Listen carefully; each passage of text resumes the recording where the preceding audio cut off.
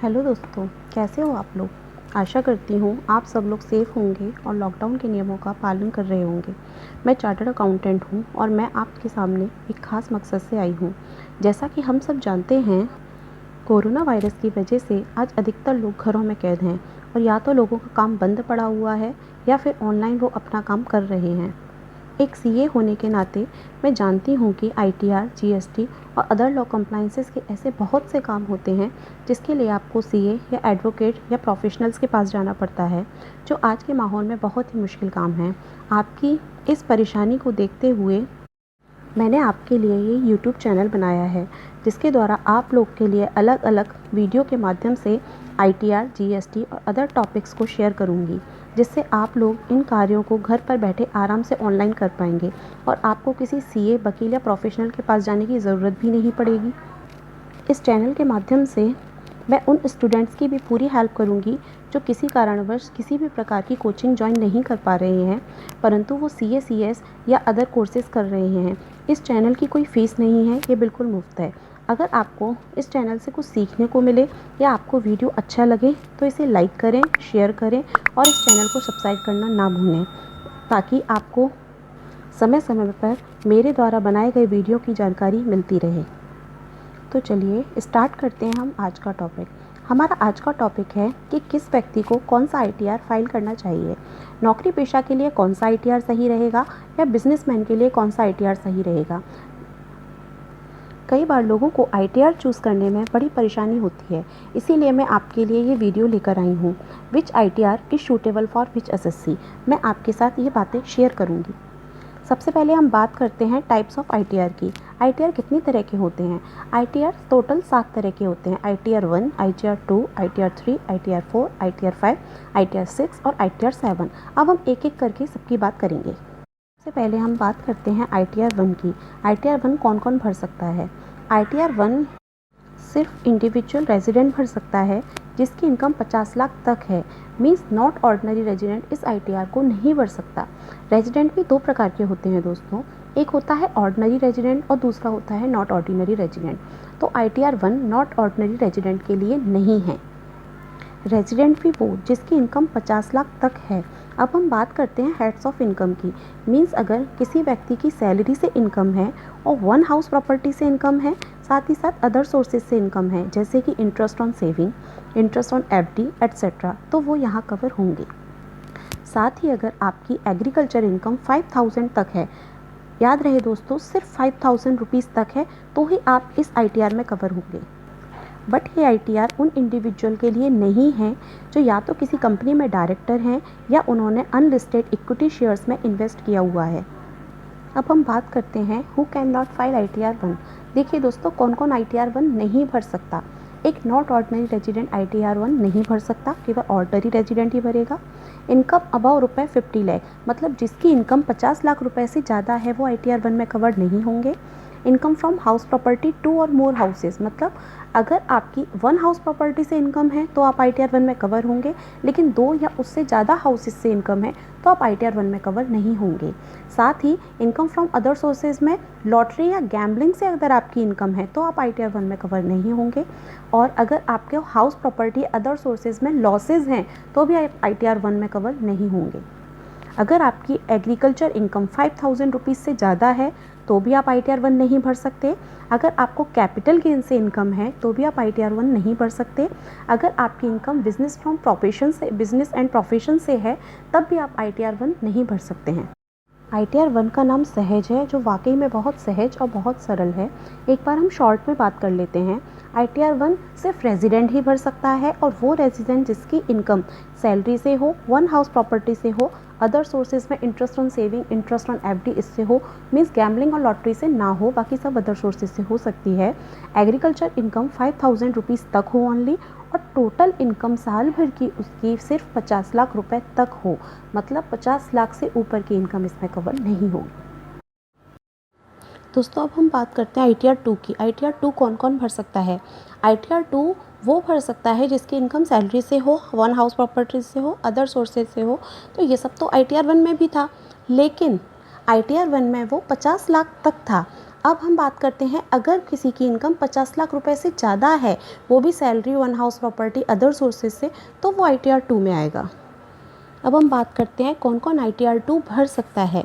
Not ordinary resident ITR 2 भर सकता है, क्योंकि नॉट ऑर्डिनरी रेजिडेंट ITR 1 नहीं भर सकता, इसलिए वो ITR 2 भर सकता है। जिसकी इनकम 50 लाख रुपए से ज़्यादा हो, जैसे हमने अभी पहले ही बात करी थी। इनकम फ्रॉम हाउस प्रॉपर्टी, मतलब वन हाउस प्रॉपर्टी है तो ITR 1 में जाएगा, लेकिन अगर उसकी 2 या 2 से अधिक हाउस से इनकम है तो वो ITR 2 में आएगा। ठीक है। अगर इनकम फ्रॉम अदर सोर्सेज में उसकी लॉटरी या गैम्बलिंग से इनकम है तो भी वो ITR 2 में आएगा। या फिर हाउस प्रॉपर्टी या अदर सोर्सेज में उसको लॉसेज हैं तो वो ITR 1 नहीं भर सकता, तो वो ITR 2 भरेगा। एग्रीकल्चर इनकम अगर उसकी 5000 से ज़्यादा है तो ITR 2 भरेगा, 5000 से कम है तो ITR 1 भरेगा। अगर उसको कैपिटल गेन से इनकम है तो वो ITR 2 भरेगा, ITR 1 नहीं भर सकता। और वो इंडिविजुअल और HUFs यहाँ कवर होंगे जिनके PGVP से इनकम नहीं है, मतलब बिजनेस एंड प्रोफेशन से जिनकी इनकम नहीं है, वो सब ITR 2 फाइल करेंगे। दोस्तों अब हम बात करते हैं ITR 3 की। ITR 3 कौन कौन भर सकता है। ITR 3 वो इंडिविजुअल और HUFs के लिए है जिसकी इनकम बिजनेस एंड प्रोफेशन से है, क्योंकि हमने बिजनेस एंड प्रोफेशन की इनकम ना तो ITR 1 में कवर करी ना ITR 2 में कवर की, तो फिर वो कहाँ आएगी, वो ITR 3 में आएगी।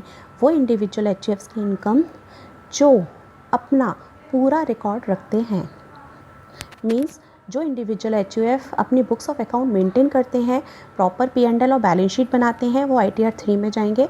और प्रिजम्पटिव बेसिस पे अपनी इनकम नहीं दिखाते। प्रिजम्पटिव बेसिस क्या होता है, अब हम ITR 4 की बात करेंगे तब करेंगे। दोस्तों समझ में आया। ITR 3 कौन कौन भर सकता है, इंडिविजुअल HUF जिनकी इनकम बिजनेस एंड प्रोफेशन से हो और प्रॉपर अपनी बुक्स ऑफ अकाउंट मेंटेन करते हो, P&L बैलेंस शीट रेडी करते हो, ITR 3 भरेंगे। दोस्तों अब हम बात करते हैं ITR 4 की। ये ITR 1 से ही बहुत कुछ मिलता जुलता है। जैसे ITR 1 का नाम सहज था, ITR 4 का नाम सुगम है। अब हम बात करते हैं इसे कौन कौन भर सकता है। कोई भी इंडिविजुअल HUF या फर्म जो रेजिडेंट हो लेकिन LLP इसमें शामिल नहीं है। इंडिविजुअल HUF फर्म जिसकी इनकम बिजनेस एंड प्रोफेशन से हो और उनने अपनी इनकम प्रिजम्पटिव बेसिस पे दिखाई गई हो और इनकम सिर्फ 50 लाख तक हो, मतलब 50 लाख से ज़्यादा की इनकम वाले यहाँ कवर नहीं होंगे। अब अगर मान लीजिए किसी की बिजनेस एंड प्रोफेशन से इनकम है पर 50 लाख रुपए से ज़्यादा है, तो फिर वो ITR 4 नहीं भर सकते, तो वो क्या करेंगे, तो वो ITR 3 में जाएंगे। दूसरा, ये ITR नॉन रेजिडेंट के लिए नहीं है, सिर्फ रेजिडेंट के लिए है। अगर कोई नॉन रेजिडेंट होगा तो उसे ITR 3 ही भरना पड़ेगा। Income only business and profession से होनी चाहिए, वो भी 44AD, 44ADA एंड 44AE के अंडर कैलकुलेट की गई हो। 44AD, 44ADA और 44AE सेक्शन प्रिजम्पटिव इनकम के लिए हैं। 44AD में या तो बिजनेसमैन या सर्विस प्रोवाइड करने वाले अपनी फिक्स्ड इनकम दिखाते हैं, टोटल टर्नओवर का 6% या 8%। इससे ज़्यादा डिटेल में मैं स्पेसिफिक ITR 4 की वीडियो में आपको सिखाऊंगी। 44ADA स्पेसिफाइड प्रोफेशन के लिए है, 44AE GTA के लिए है, गुड्स ट्रांसपोर्ट एजेंसी के लिए है। अगर आप बैलेंस शीट P&L मेंटेन नहीं करते हैं तब आप अपनी इनकम यहाँ दिखा सकते हैं। साथ ही अगर आपकी इनकम सैलरी से है या पेंशन से है, वन हाउस प्रॉपर्टी और अदर सोर्सेज की इनकम से है, वो भी यहाँ आ सकती है। बट इसमें बिजनेस एंड प्रोफेशन की इनकम भी आएगी। मतलब मैं एग्जांपल देकर समझाती हूँ। सपोज़ कीजिए अगर किसी बंदे ने 6 महीने तक कोई बिज़नेस किया और 6 महीने से पहले वो सैलरी लेता था, इसका मतलब हुआ कि 6 महीने सैलरी लेने के बाद उसने नौकरी छोड़ दी और अपने बिज़नेस में लग गया। अब उसकी 6 महीने की इनकम तो सैलरी से है और 6 महीने की बिज़नेस एंड प्रोफेशन से है। जब दोनों हैं और बिज़नेस एंड प्रोफेशन की इनकम ITR 1 में तो कवर हो नहीं सकती, तो फिर वो बंदा ITR 4 में जाएगा, जहाँ वो अपनी बिज़नेस की प्रिजम्पटिव बेसिस पर इनकम भी दिखा सकेगा, सैलरी की भी दिखा सकेगा। साथ ही अगर उसकी वन हाउस प्रॉपर्टी से इनकम है वो भी यहाँ कवर हो जाएगी, अदर सोर्सेज है वो भी यहाँ कवर हो जाएंगे। ये सब ITR 4 की बातें थी। बट ITR 4 उनके लिए नहीं है जो इंडिविजुअल हैं और या तो किसी कंपनी के डायरेक्टर हैं या अनलिस्टेड इक्विटी शेयर में इन्वेस्ट कर रखा है। अब हम बात करते हैं ITR 5 की। ITR 5 उनके लिए है जो ना तो इंडिविजुअल है, ना ही HUF है, ना कंपनी है और ना ही वो पर्सन है जो ITR 7 फाइल करते हैं। 7 के बारे में हम अभी थोड़ी देर में बात करते हैं। मीन्स जब इंडिविजुअल 5 नहीं कर सकता, HUF फाइल नहीं कर सकता, कंपनी फाइल नहीं कर सकती, तो ITR 5 को कौन कौन फाइल करेगा दोस्तों? ITR 5 को AOP फाइल करेगी, means association of person. BOI file करेगा, मतलब body of individual. AJP file करेगा, means artificial judicial person. Partnership firms file करेंगी, LLP फाइल करेगी, बिजनेस ट्रस्ट, मीन्स जो ना तो इंडिविजुअल है, ना कंपनी है, और ना ही ITR 7 फाइल करते हैं, और ना ही HUF है, वो सब ITR 5 फाइल कर सकते हैं। अब हम बात करते हैं ITR 6 की। ITR 6 को कौन कौन फाइल कर सकता है? ITR 6 को कंपनी फाइल कर सकती है, मतलब वो कंपनी जो या तो प्राइवेट लिमिटेड हो या पब्लिक लिमिटेड हो, कोई भी हो ITR 6 फाइल कर सकती है। बट वो कंपनी ITR 6 फाइल नहीं कर सकती जिसने सेक्शन 11 की एग्जिम्पशन क्लेम कर रखी हो। और अगर वो सेक्शन 11 की एग्जिम्पशन क्लेम करेगी तो वो ITR 7 भरेगी, ना कि ITR 6।